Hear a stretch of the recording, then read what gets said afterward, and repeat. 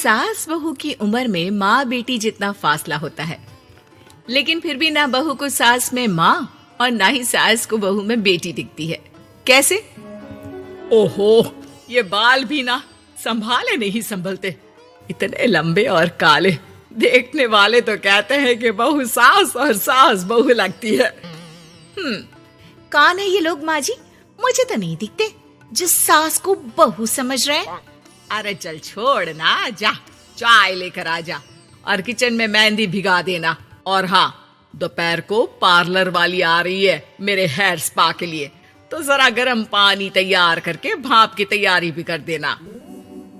बहू खुद के बाल देखती है जो सूखे, बेजान और बेतरीके से बंधे होते हैं।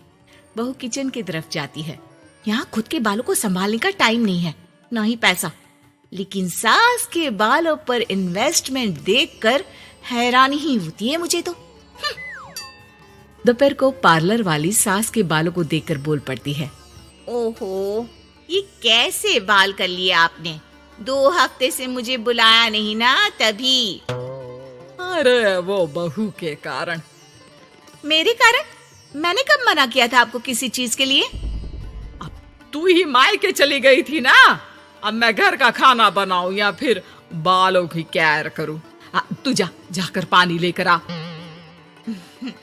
इस बार मैं जो मसाज करूंगी ना, थोड़ा महंगा है, लेकिन अरे महंगे की चिंता ना कर, बस ये जो डिम्पल कपाड़िया जैसे बाल है वो शबाना आजमी जैसे ना हो जाए, इसका ख्याल रख। अब क्या था, सास के बाल पर जो बजट था वो घर के किचन के बजट जितना ही था, लेकिन बहू बेचारी करती क्या, बहू जो ठहरी। एक बार सास बहू मॉल में घूमने जाते हैं। माँ जी, एक ड्रेस लेना है, चलिए ना जरा डिजाइनर शॉप तक। हाँ चलो, वैसे भी बाल गीले हैं, थोड़ा बाहर घूमूंगी तो हवा से सूख जाएंगे। सास बहू दोनों मॉल में घूम रही होती है। सासू माँ, वो रहा मेरा स्टोर। अरे रुक, क्या है ये? जावेद हबीब। अरे चल तो जरा देखे तो। हाँ चलते ना माँ जी, बस एक ड्रेस ले लूं। अरे ले लेना ड्रेस बाद में, किसने मना किया है लेने से। सास जावेद हबीब के पार्लर में जाती है, जहाँ सेल्स गर्ल उन्हें पकड़ लेती है। अरे कुछ बालों को सुंदर रखने के लिए क्रीम पाउडर दिखाओ ना, वो क्या है ना, थोड़े बेजान लग रहे हैं। क्यों नहीं, वैसे ये नया प्रोडक्ट लॉन्च हुआ है, इससे आपके बालों की खूबसूरती 4 गुना बढ़ जाएगी। इसे लगाने के बाद ना आपको हेयर स्पा करने की जरूरत पड़ेगी और ना ही किसी महंगे शैम्पू की। बस ये लगाइए और पूरे मोहल्ले में बाल चमकाइए, लहराइए और इतराइए। अरे वाह, कितने का है? इतना सस्ता कि आपको हंसी आ जाएगी। तो एक काम करते हैं ना, पहले हम हंसी लेते हैं, क्यों? ये जरूर आपकी बहू होगी, है ना? कैसे पता? अरे भला कौन सी बहू चाहेगी कि सास के बाल सुंदर दिखे?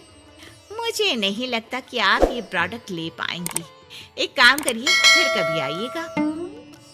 अरे ओए, पैक कर दे इसे, और सुन, 2 पैकेट पैक करना, और आज के बाद किसी सास बहू के बीच लड़ाई लगाने की कोशिश ना करना।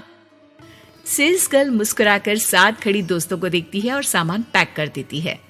उन लोगों के जाने के बाद, देखा मैंने कैसे खेल खेला? बहू मानती तो मुसीबत, और ना मानती तो भी मुसीबत।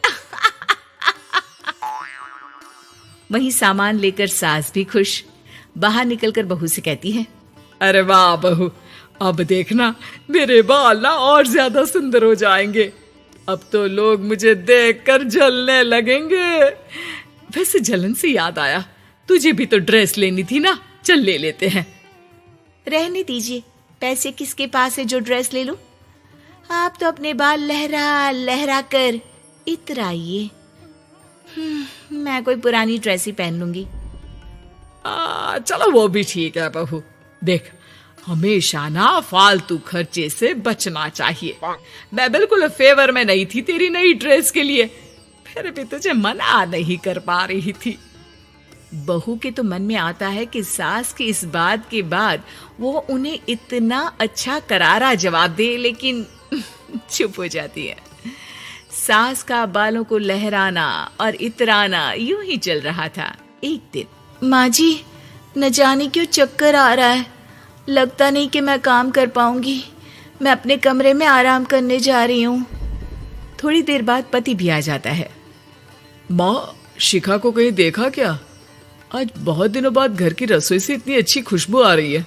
मन तो कर रहा है कि बिना चेंज किए ही खाना खाने बैठ जाऊं। अरे बेटा, खाना आज मैंने बनाया है तो घर तो महकेगा ही। तेरी बीबी बीमार बैठी है। पति हैरान होकर पत्नी के कमरे में जाता है, जहां वो आराम से तानपुरा का शो देख रही थी। अरे, माँ ने तो बताया कि तुम ठीक नहीं हो, पेट में दर्द है। अरे नहीं, वो ना मेरा फेवरेट म्यूजिक शो आने वाला था। अब माँ की तो आदत पता है ना, ये बना दो, वो बना दो, ये दे दो, वो दे दो, तो बस मैंने बहाना बना लिया। पति बीवी की बात पर मुस्कुराता है और वहां से चला जाता है। दरअसल शिखा को म्यूजिक का बड़ा शौक था और उसके पसंदीदा संगीतकार उसके शहर में थे और संगीत की क्लास लेने वाले थे। अरे देखो देखो, ये धनवानी महाराज हमारे शहर में है, और तो और ये यहाँ सबको संगीत सिखाने के लिए आए हैं। मैं भी इनकी क्लास ज्वाइन करूंगी, कल जाकर पता करती हूँ। सास और पति भी शिखा की बात पर खुश हो जाते हैं, लेकिन अगले रोज जब शिखा वहां से वापस आती है तो उसका मुंह उतरा होता है। अरे क्या हो गया? तेरी शक्ल देखकर क्या उन लोगों ने तुझे लेने से मना कर दिया? पहली बार बहू सास के ताने का कोई जवाब नहीं देती और चुपचाप जाकर कमरे में बैठ जाती है, जहां पति कहता है, अरे क्या हो गया मेरी अनारकली, क्यों मुंह लटका रखा है? अरे कुछ नहीं, बस ऐसे ही। सास कमरे के बाहर जाकर खड़ी हो जाती है। अरे मुझे तो बताओ, क्या हो गया? शिखा रोने लगती है और रोते रोते बताती है कि वो लोग 1 लाख रुपए में कोर्स करा रहे, मैं इतने पैसे कहाँ से लाऊं? पति भी चुप हो जाता है, क्योंकि वो जानता है कि इतने पैसे का तो वो भी इंतजाम नहीं कर पाएगा। देखिए ना, कैसे अपनी कला को बेच रहे हैं, लेकिन गलत भी क्या है, नामी गिरामी है। अरे कोई बात नहीं शिखा, मैं कोशिश करता हूँ किसी से उधार लेने की। जब कोर्स करके तुम खुद की क्लास खोलना, उससे जो पैसे आएंगे उससे फीस भर देना। पति कई लोगों से बात करता है, लेकिन उसे कहीं से पैसे नहीं मिलते। शाम को मुंह लटकाकर पति घर आता है। मैंने काफी कोशिश की, लेकिन कहीं इंतजाम नहीं हुआ। अरे कोई बात नहीं, मैं भी ना क्या करूंगी म्यूजिक सीखकर। वैसे भी कल आखिरी दिन है पैसे जमा करने के लिए, अब इतनी जल्दी कहाँ से आने वाला है पैसा। लेकिन अगले दिन, बहू ये ले पैसे, जा जाकर अपना नाम लिखवा दे संगीत की क्लास के लिए। बहू इतना सारा पैसा देखकर दंग रह जाती है। अरे माँ जी, आप कहाँ गई थी अभी, और ये इतने सारे पैसे कहाँ से आए? सास मुस्कुराकर पीछे मुड़ती है और बहू को अपने सर के बाल दिखाती है, जो अब छोटे छोटे होते हैं। मैंने ना अपने बाल उस विदेशी कंपनी को बेच दिए, जो बाल के बदले में पैसे देती है। अब मेरे बाल थे ही इतने सुंदर के 1 लाख मिल गए, वरना तेरे बालों का तो कोई 500 भी ना दे। बहू को सास की बात से रोना आ जाता है। वो सास के गले लग जाती है। लेकिन कोई मुझे करोड़ों भी दे ना, तो भी मैं इतनी अच्छी सास ना दूं।